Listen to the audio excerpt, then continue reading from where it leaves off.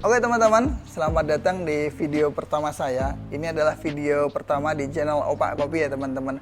Bersama saya, perkenalkan saya adalah Dande sebagai co-founder dari Opak Kopi.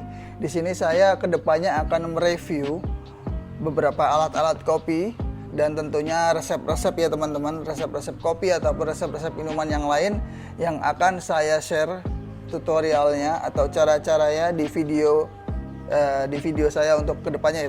Jadi saya akan mereview atau saya akan membuat video pastinya di sini di Opak Kopi, di beberapa sudut Opak Kopi yang nantinya mungkin tidak hanya di sini saja. Jadi mohon maaf sebelumnya apabila terlalu berisik karena memang tempatnya outdoor dan dekat dengan jalan raya ya teman-teman. Jadi Opak Kopi tempatnya ada di Kota Yogyakarta teman-teman. Tepatnya di Kecamatan Prambanan, Kabupaten Sleman. Lebih tepatnya adalah Sleman Timur. Jadi kalau kalian sedang main-main di Sleman Timur, ke Candi Prambanan atau Candi Boko, karena tempat kami dekat dengan tempat wisata ya teman-teman. Kalau kalian sedang berada di sana, monggo bisa mampir ke kedai kami. Dan ajak teman-temannya, jangan lupa ya. Oke teman-teman, sebelumnya video ini saya tujukan kepada teman-teman yang mau membeli Rockpresso ataupun mau tahu bagaimana penggunaan Rockpresso ini selama 3 tahun terakhir. Jadi nanti saya akan share dalamnya bagaimana, lalu keadaannya secara detail seperti apa selama 3 tahun terakhir dengan jam terbang yang cukup tinggi untuk warung kami ya teman-teman. Karena saya sudah pernah mengalami 2 kejadian menyedihkan waktu saya sedang jualan. Jadi simak terus video ini ya teman-teman, supaya teman-teman tahu bagaimana kekurangan Rockpresso ini dalam jangka waktu yang cukup panjang ya. Jadi sebelumnya Rockpresso itu apa sih teman-teman?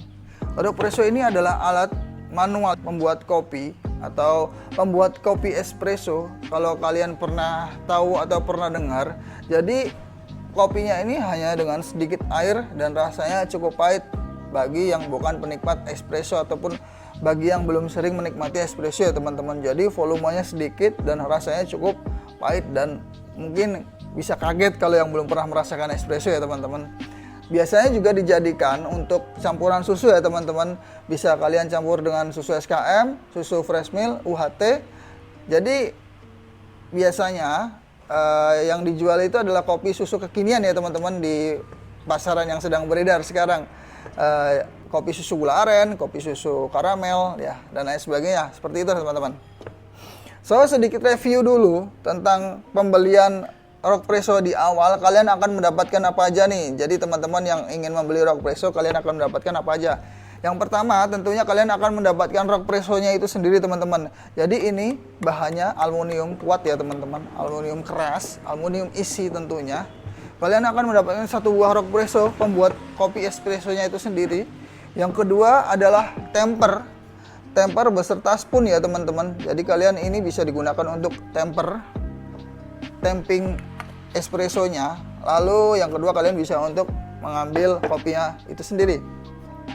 Yang ketiga ada spare part atau spare cadangan dari o-ringnya teman-teman ya. Di dalam sini ada o-ring dan beberapa spare part dari Rockpresso-nya. Jadi kalian tidak perlu khawatir jika mengalami kerusakan, tapi juga tidak semuanya ada di dalam sini ya teman-teman. Yang keempat, kalian akan mendapatkan portafilternya. Lalu yang kelima, kalian akan mendapatkan splitter. Jadi splitter ini untuk membagi dua ya teman-teman, dipasangkan di bawah portafilternya ini. Jadi kalian akan mendapatkan 2 shot espresso. Dan sebenarnya untuk edisi yang pertama kita akan mendapatkan froder milknya ya. Jadi itu untuk membuat busa dari susu fresh milk ya teman-teman. Karena saya ini edisi yang ketiga kalau nggak salah, jadi saya tidak mendapatkan bonus dari froder milknya itu sendiri. Jadi warnanya sudah agak kusam ya teman-teman. Di awal saya beli itu warnanya agak sedikit mengkilap, hampir nyaris seperti chrome. Tapi ini bukan chrome, kalau bahasa saya ini udah diselap ya teman-teman. Jadi warnanya cukup udah pudar, agak gelap. Tapi ini bisa diakalin dengan cara kalian menggosoknya dengan braso. Di bagian aluminiumnya aja teman-teman, jangan di bagian plungernya ya. Jangan di bagian silindernya. Atau menggunakan autosol. Nah kalau kita buka dalamnya akan terlihat sudah ada bercak-bercak airnya ya teman-teman ya. Ini yang cukup sulit hilang, harus benar-benar digosok dengan daso atau autosol agar bisa mengkilap lagi. Nah, di bagian pinggir silindernya ini sudah terdapat bekas antara gesekan besi dengan besi ya. Jadi dia sudah mulai membekas dan ini tidak bisa hilang teman-teman menurutku, karena ini adalah gesekan. Jadi ya tidak apa-apa selagi tidak mengganggu kinerja dari rok preso ini sendiri. Nah, dan untuk kondisi dari silindernya sendiri dan plunger-nya kondisinya seperti ini, dia sudah mulai ada bekas airnya atau kerak-kerak kopinya ya teman-teman. Di sini udah bekas kerak kopi dan ini agak susah hilang kalau nggak disikat secara benar-benar detail.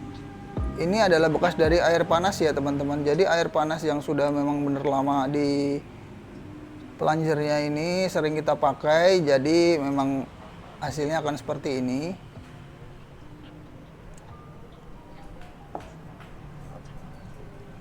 Yang bulat ini adalah o-ringnya ya teman-teman. Karet bulat ini adalah o-ringnya. Jadi kalau memang harus jadi kalau udah keras harus diganti.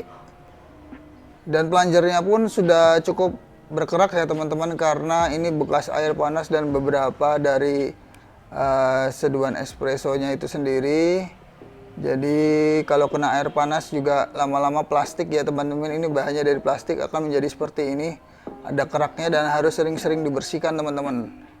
Untuk filter sealnya sendiri itu agak sedikit coklat ya teman-teman, bagian tengahnya agak sedikit coklat karena memang ya itu hasil kontak dengan kopinya ya, dan ini tidak bisa dihilangkan. Mungkin kalau bisa dihilangkan dengan menggunakan cairan khusus ya, dan awalnya berwarna putih dan sekarang menjadi coklat. Bagian bawah rok presonya ini saya sudah kehilangan satu karet anti slipnya ya teman-teman. Buat teman-teman yang punya rok preso harap dijaga karet anti slip di bawah rok presonya ini, karena sangat penting sekali saat akan pressing itu nanti agak goyang teman-teman. Jadi harap dijaga supaya nggak hilang, atau kalau perlu dikasih lem pinggir-pinggirnya di Alteco dulu, dilem biar kuat dan tidak hilang teman-teman.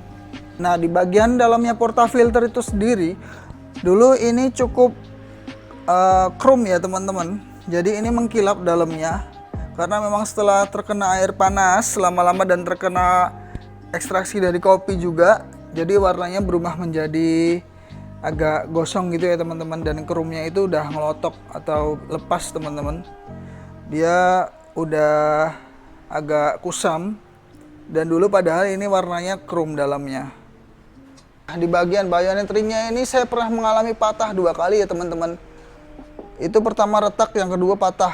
Karena apa? Karena saya mencoba-coba menggiling kopi menjadi lebih halus dan saya terlalu memaksakan saat pressing, dan akhirnya bayonetnya itu pun tidak kuat dan patah teman-teman. Jadi buat teman-teman jangan coba-coba untuk menggiling kopi espressonya terlalu halus, dan apabila berat jangan dipaksakan untuk ditekan ya teman-teman. Sesuaikan saja gilingannya untuk rok preso, karena gilingan untuk rok preso ini dan untuk mesin espresso itu sendiri sudah beda. Nah, pada saat rusak, saya itu bingung teman-teman mau cari bayonet ringnya ini di mana. Jadi pas bayonet ringnya ini patah, 2 kali patah itu saya pertama kalinya bingung ya teman-teman. Saya ingin mencarinya di mana. Jadi waktu itu masih jualan. Jadi saat itu tuh masih jualan dan cukup ramai saat itu, dan saya bingung carinya di mana. Akhirnya saya scroll, dan karena saya berdomisili di kota Yogyakarta, saya menemukan alat kopi Simbah ya teman-teman, yang lokasinya ada di Bantul. Saya menemukan itu, langsung saya tancap gas ke sana teman-teman. Lalu saya beli di sana, sekalian saya membeli cadangan dari filter sealnya ini, karetnya ini ya teman-teman. Jadi saya mendapatkannya di alat kopi Simbah. Lalu saya akan menyertakan link Tokopedia atau Instagramnya di deskripsi saya ya teman-teman. Semoga membantu buat teman-teman yang suatu saat mungkin akan membutuhkan spare part rok preso ataupun alat-alat kopi yang lain ya teman-teman. Jadi nanti saya akan sertakan di bawah. Nah, setelah ini kita akan coba tes apakah rok preso ini dalam waktu 3 tahun masih sangat bagus dalam kremanya atau hasil ekstraksinya ya teman-teman. Kita akan coba lihat langsung hasilnya setelah ini ya. Kita angkat dulu, biarkan pre-infusi 5 detik ya teman-teman, seperti biasa. Lalu kita coba press.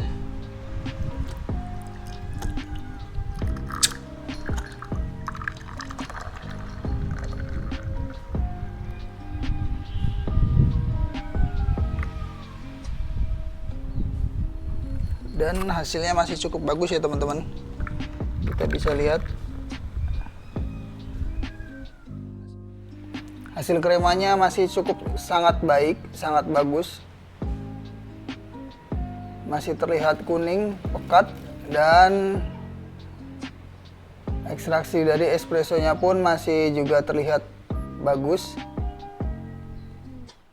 Jadi kesimpulan penggunaan Rockpresso ini selama 3 tahun berturut-turut dengan jam terbang yang cukup tinggi, menurut aku masih sangat worth it sekali, dan kemungkinan 2-3 tahun ke depan juga masih bisa untuk digunakan, asalkan ya teman-teman, asalkan kalian sering merawatnya, membersihkannya, dan melakukan pengecekan rutin ya. Terutama di bagian ini, di bagian bayonet ringnya ini yang pernah saya alami pecah dan retak teman-teman.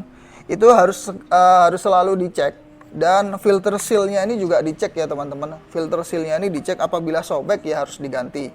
Kalau bayonet ringnya retak atau pecah ya harus diganti teman-teman, karena ini adalah satu-satunya penjepit portafilter. Kalau tidak ya portafilternya kendor dan airnya akan keluar dari sela-selanya ini ya. Lalu kalian sering bersihkan di bagian plungernya ini teman-teman, dan bagian silindernya ini, supaya menghilangkan kerak-kerak kopi yang menempel ya teman-teman. Ya minimal kalau kalian rajin ya seminggu sekali, kalau nggak rajin ya bisa sebulan sekali teman-teman. Tapi kalau memang hasil ekstraksinya kalian kurang yakin, jadi kalian bisa cek aja dalamnya dan kalian bersihkan langsung. Mungkin teman-teman ada yang mempunyai pengalaman berbeda tentang Rockpresso, bisa sharing di kolom komentar di bawah ya teman-teman. Kita sharing bareng-bareng, dan dengan teman-teman yang lain mungkin nantinya jika ada yang berkomentar.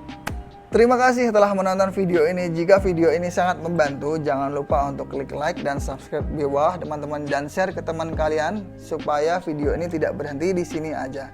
So, nantikan video saya berikutnya di channel ini ya teman-teman. Terima kasih.